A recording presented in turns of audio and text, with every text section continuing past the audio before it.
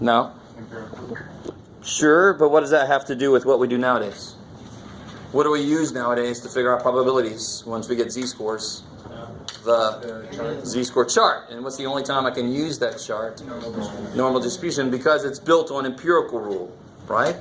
I really want this to make sense. That chart is so precise because I'm using a normal distribution, the thing that I know a lot about. That's why I can be so freaking precise about, well, between negative 1.27 and negative 1.2, I know exactly the percentage.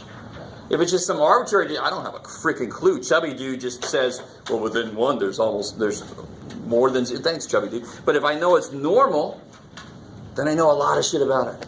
So that's why a big part of statistics is, when can I say it's normal enough to use that chart? Because then I know all the probabilities. All right, maybe. I love you guys. You look so oppressed. It's like some stats sweatshop or something. All right. So, let's see. Oh yeah, that's right. Let's take a look at this bad boy. And then I got another handout with even more practice on it. Practice test. And I have a practice test that I'll give out later.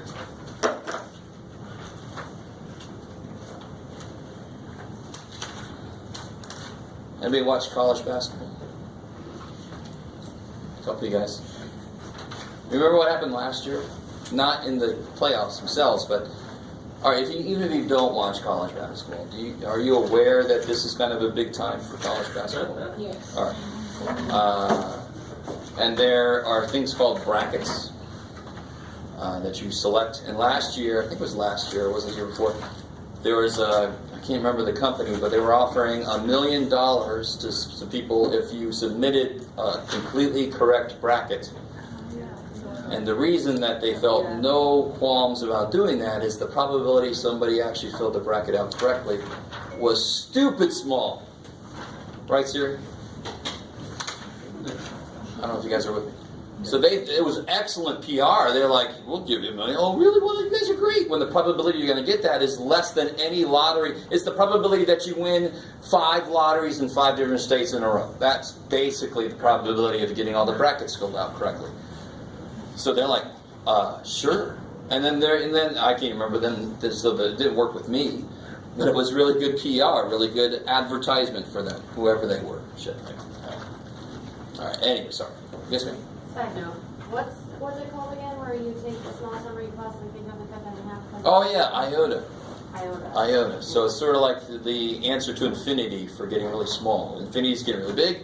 Iota's getting really small. So Google that bad boy. All right. Okay. So let's take a look at this guy here. Oh yeah, that's right.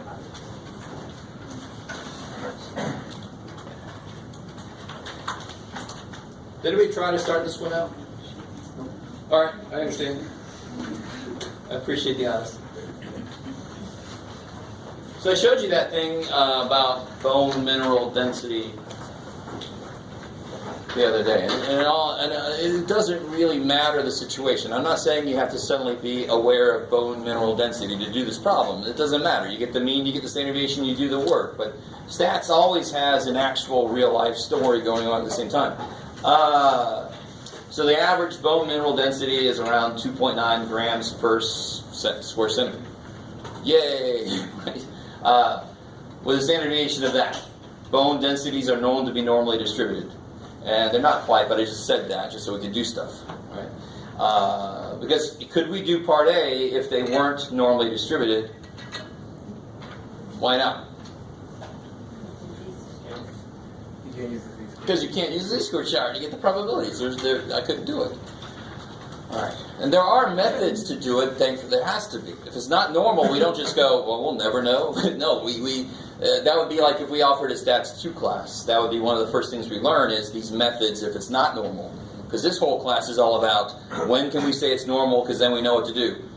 If we offered a Stats 2, it would start with, all right, if you don't know it's normal, can you do anything? Yes, let's do those things. All right, so we don't offer Stats 2, which sucks, but all right, so help me out here. What can I? So part A, am I taking a sample?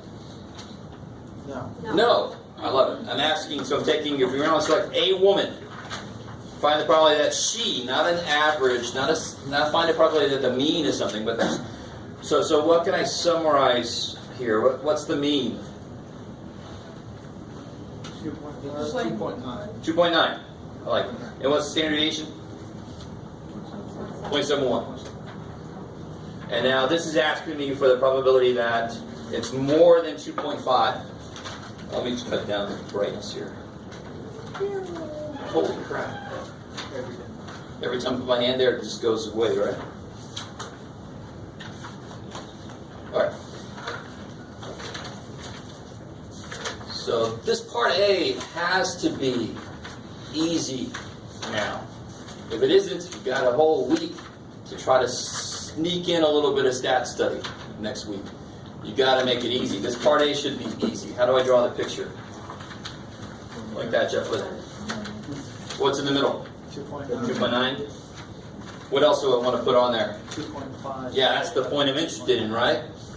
So where's 2.5? Good. Hello. And then what's the area that I'm interested in? Right, 2.5. More than, right? Probably more than 2.5. So that'd be that. In fact, how would I say this in the book calls it a probability statement, but how would I write this question in symbols? The probability that what? Yes. There you go. And then the inequality symbol points you in the direction you want to shake.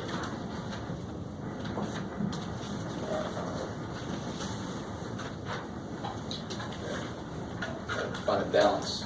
How are we doing so far? So we've done this kind of thing several times. You can get wrapped up in the math and kind of lose touch with what we're actually doing in the real world, but this always has real world, immediate consequences. So how do I do this? What do I have to do next? Find the z-score. Yeah, I've got to find the z-score. I know this one's 0 because it's the mean. So I've got to figure out what this guy is. So how do I do that? What's z equals what? 2.5 minus Yeah. 2.9. I like it. My data point minus the mean Divided by the standard deviation. divided by standard deviation. So I'm just figuring out how many of these fit in there. That's what that math does. 0.56. Negative 0.56? All right, cool. And if you need to, there's some calculators up there. Just please give them back to me. I think I've already lost one, which is awesome. Eventually, it's going to come back to me. So then, what do I do? Do the shortcut. Look on the other side. Oh, you have an extra one. Oh, sweet. All right, good. You saved me from... I'm sorry. So, yeah. I mentioned the shortcut. I'm never going to mention it again. So, if you know the shortcut, great. But to do this directly, if I look up negative 0.56, what do I get? Negative 0.5... 2877, I like it. And the minute you look up a z-score and get an area, you put it in the right place on the chart, which is where? Left. Yeah, down there. 2877. What I just said seems like a throwaway statement, but if you would just do that for yourself, things would be so much better. Because now I know, do I have the answer I want? No. No, because I shaded the answer I want, and that's the answer. How do I get what I need? 1 minus that. 1 minus that, the rest of it. I like it. So this much will be how much then? 7.123. 7123. I like it. And those of you who know the shortcut, we finally got to. So what does that mean in the real world? 71% chance that you'll have a bone density greater than. I like it. So two ways to really interpret it. There's a 71% chance that any woman would have a bone density higher than 2.5. A better way to say that, because that still is not really explaining what chance means. 71% roughly of all women have bone densities greater than 2.5 grams. Now that makes, do you hear that? Doesn't it make more, doesn't it, something you can really hang on to, you understand what that means? Chance is like, you don't know what that means. And of course we don't, because it's not hardwired. But if I said 71% of all women have a more than 2.5 grams per se, okay, I get that. That makes sense. Hopefully.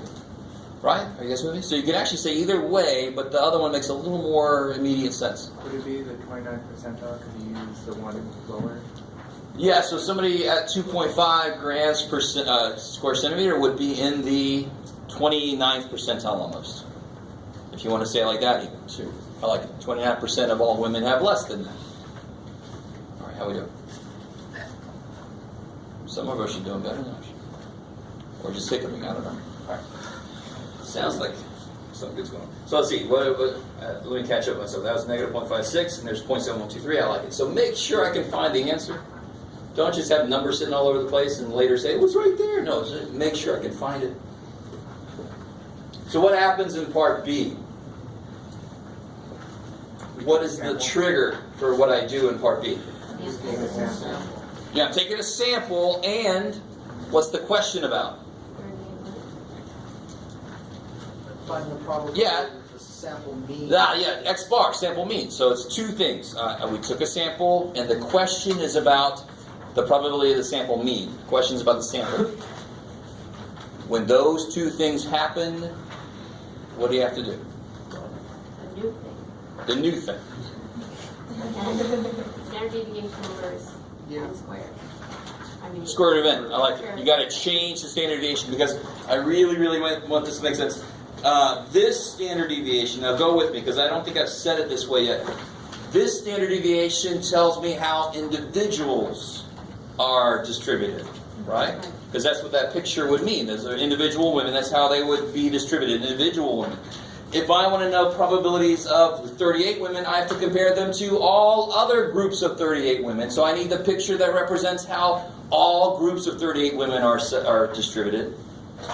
And thank God, that sounds like it's horrible, but all we have to do is take the old standard deviation for individuals and divide it by the square root of the sample size. And then automatically becomes how all groups of 38 women are distributed.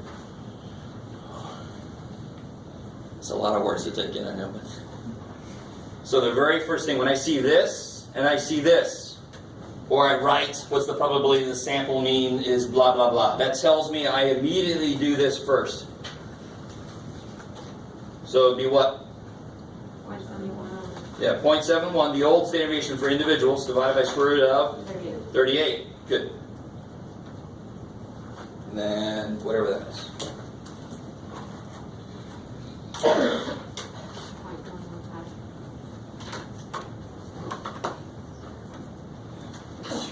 What's that? 0.115. I like it. 0.115.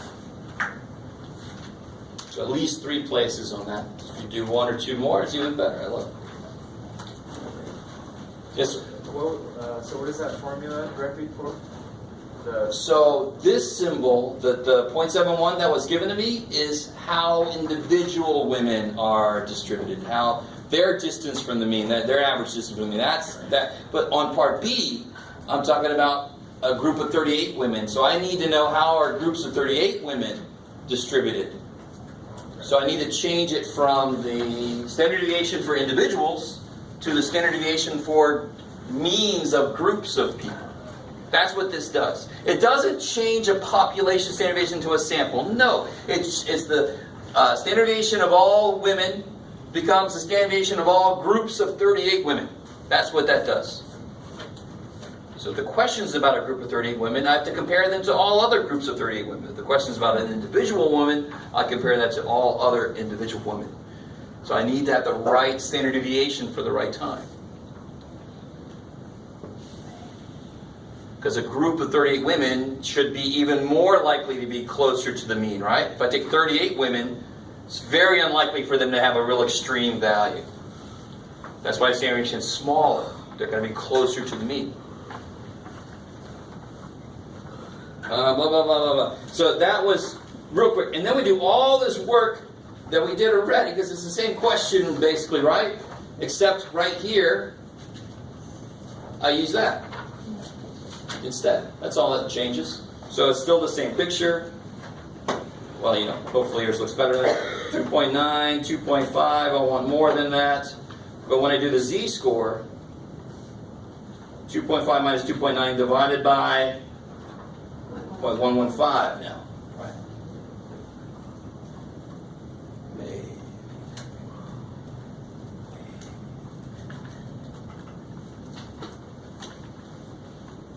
So what do you get for that z-score?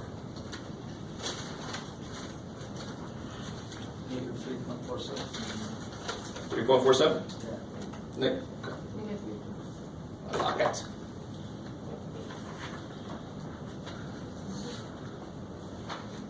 And then when you look that one up, 3.47 negative, I get, what do you get? Yeah, like this whole row, I love it. This whole row. Why does it make sense that it doesn't change much down here, but it does change like crazy up here? Because how tall is the graph back here? Very small. Not very tall at all. So there's not a lot going on. So as I move, I'm not really picking up much. In fact, as I move way down here, I'm not picking up anything, basically. Maybe in the 8th decimal place it's changing.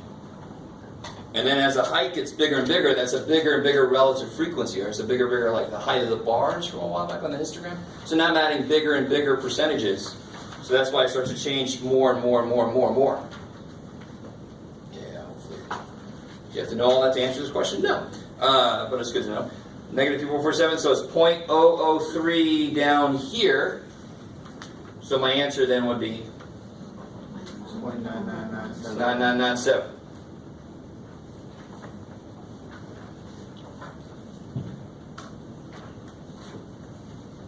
Now, real quick, the reason that happened is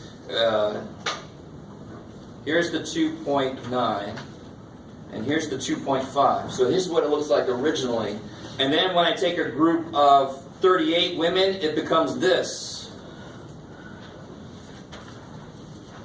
So whatever this probability was, it's going to be a lot smaller. So whatever this probability was, it's going to be a lot bigger. There's a lot more women up here because there's fewer women down there. Always so hopeful.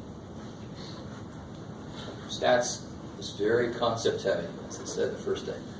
But hopefully this makes sense. So again, let me do it again. So this is what it looked like originally. 2.9, 2.5. So that's a pretty healthy tail back there, right? So up here, there's not going to be as much maybe because there's a decent amount. And then when I take a group of 38, it becomes like this. Wah! Everybody rushes to the middle, because where should a group of 38 be? They should be close to the real average. It should be harder for a group of 38 to have an extreme average, because they're going to average each other out. So how much is left down here now? Not much. In fact, 0.0003. So how much is going to be up above it? A lot, because it's all squeezed in. That's why it makes sense that it went from 71% to 99.97%, right? Big old jump. I like it. So which one of these would you want done for yourself? Obviously, you'd want this done. Because if I said, I did like the blood pressure of 10 of you guys, and I said, oh, your average is good. Your own personal average might suck bad, right? It's just that everybody else maybe had really good ones, and overall it averaged out. Do you guys kind of understand? So in statistics, we want to use this a lot because we're always taking samples, and we want to see, well, how far away is that sample from where I expected it to be? So I've got to do this.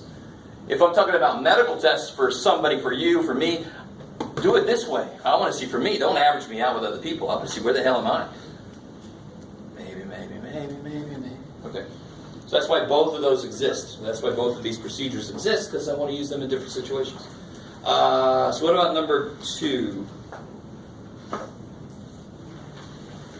You guys go ahead and try to do the first couple, because that's old news.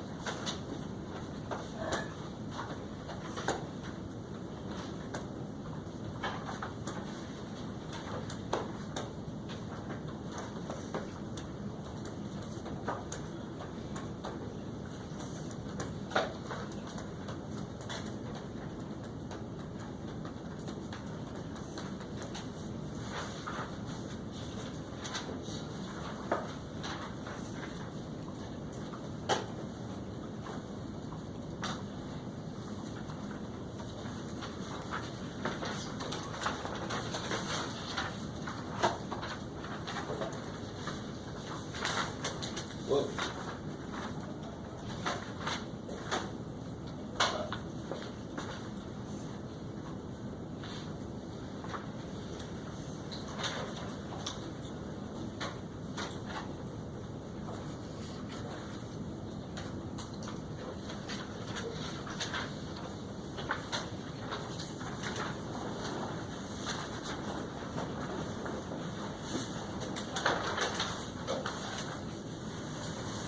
Oh, I love that. Just in case you're looking at number 2, I'm not trying to be evil. I don't know why this is that's evil. I have a number there and then a different number there. It's awesome. I'm not good with numbers. So it shouldn't say greater than 82. It should match up with the probability statement. I think somewhere back in time I changed it, but I forgot to change it back. Well, we'll get there in a minute.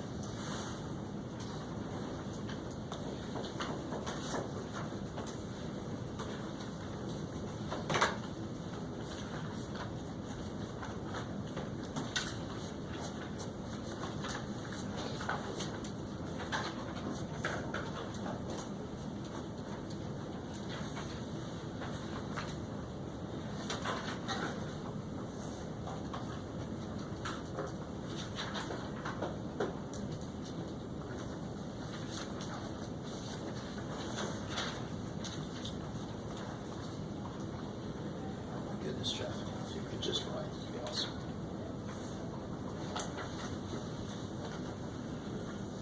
Alright, let me start to try to catch up to you guys. So again, the z-score formula is always my data point minus the mean divided by standard deviation, which is 7.6. In fact, going in, you know the z-score should come out to be negative because it's below. So if the sample mean is greater than 79, shouldn't it be the other way around? This is less than, doesn't it? No, the second one, the one you corrected. Oh, yeah. I meant to make it match up.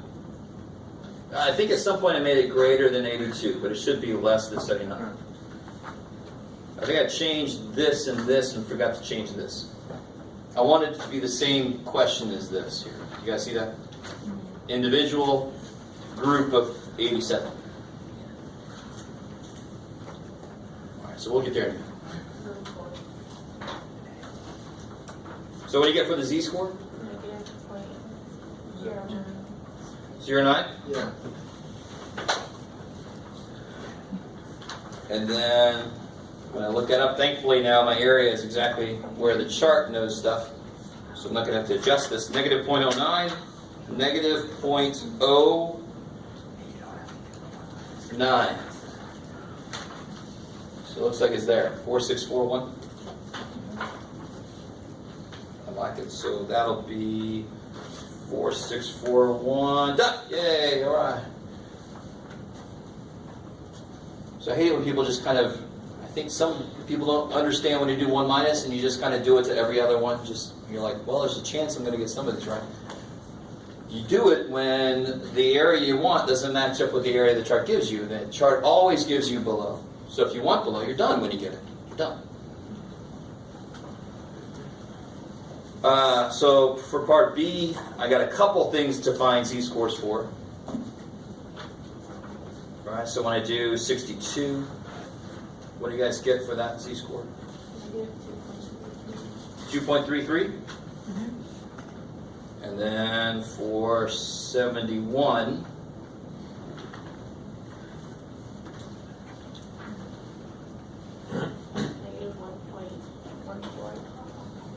-1.14. 1.14? Yeah. Yes. Okay, cool. So this here is negative 1.14. This here is negative 2.33. So when you look at negative 1.14, 0.1271.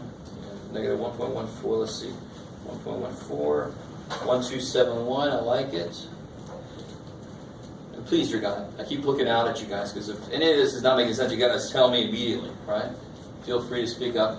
So 0.1271, that's too much. I got to cut this off, so when I look up negative 233, 0.0099. 0.099, I like it. 0.0099. And then, of course, to find the area I want, I just Minus subtract those. So what do you guys get? 0.1172. Yeah, well, 1271 minus 0.0099. Pick my 9 and a 9. Is point who to what? 1172. 1172. Okay, that makes sense. And you can write that as 11.72% if you like. Right? So what does that mean physically?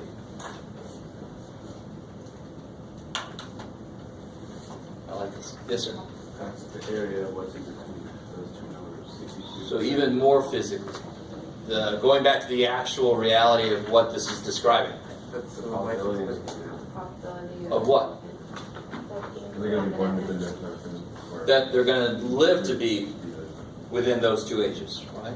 And then the slightly better way to say it is 11.7% of all babies born now will live to be between 62 and 71. How are we doing? To be completely honest, this is not the actual situation. This is actually close to the right life expectancy, to be honest. But the standard deviation I had to kind of estimate because nobody really calculated it correctly anywhere that I could find. And the normality is a little bit under question, but oh well. Still like the question. Now part 2, why does it not matter about the normality? Why would the normality? Why am I suddenly telling? over 30. Yeah, since I took a sample of over 30, my new distribution of groups of 87 will be normal enough. In fact, it's pretty well over 30, so it's going to be pretty good normal. So what's the very first thing I have to do? Standard deviation. What's up? I'm sorry. All right, yeah, so the very first thing I need to do here. Standard deviation. Yeah, so this is the correct question, by the way. You can just cross out the English if you want to. I'm not as good with English. Yeah, change the standard deviation. So it used to be 7.6, and I got to divide that by what? 86. Square root of 87. 0.815. 0.815? Or Ruh-roh. Let's see. Ascension. Oh no, that's right. Sorry. 6.5. I'm looking at the next step. Right. 0.815. Okay, cool. I like it. The objection has been withdrawn. All right.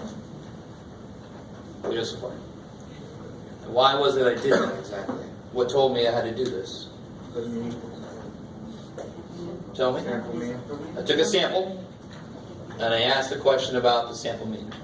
So I can't use the standard deviation for individuals. That makes no sense. I need the standard deviation for groups of 87. That makes sense. Let that make sense. Okay. Because again, I got people that just sort of do this every now and again. Just got to hit it sometime, right? So now to do this, I do the same work I did here. 79, but the mean stays the same. That's important also, right? I don't care that it took 87 at a time. The mean's going to stay the same.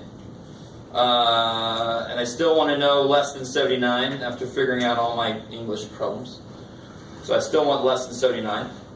So I still make a z-score, but now the z-score formula is 79 minus 79.7 divided by 80.815. 0.815. I like it. Negative 0.86. Negative 0.86.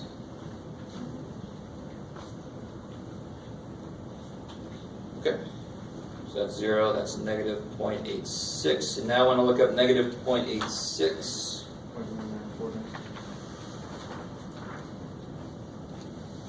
1949. Good old 1949. Something happened in 1949. Let's see. And that's my answer. So it used to be almost half, right? 46.41% for an individual to live less than 79 years. Which makes sense. It's almost less than half because 79 is almost the average. Does that make sense? What percentage are expected to live less than 79.7 years? You don't have to do any work. The mean cuts it in. So 50%. I like it. So that's just a little below it. So that's just a little below 50%. Makes sense. But the minute I take a group of 87, for them to live less than 79 years is going to be harder because they should be more closer to the 79.7. There should be less out there, and there is. There's less out there. Now there's only just under 20% chance that a group of 87 will live to be an average age of 79. Or an average amount of time of 79 years. We're going to say it like that. I like it. How we doing? Semi-decent. Okay. Alright, so let me now shut the hell up for a little while. This, I want you guys, I'm not going to say anything about this. We'll do it together after you're done. Working groups, maybe, if you want to.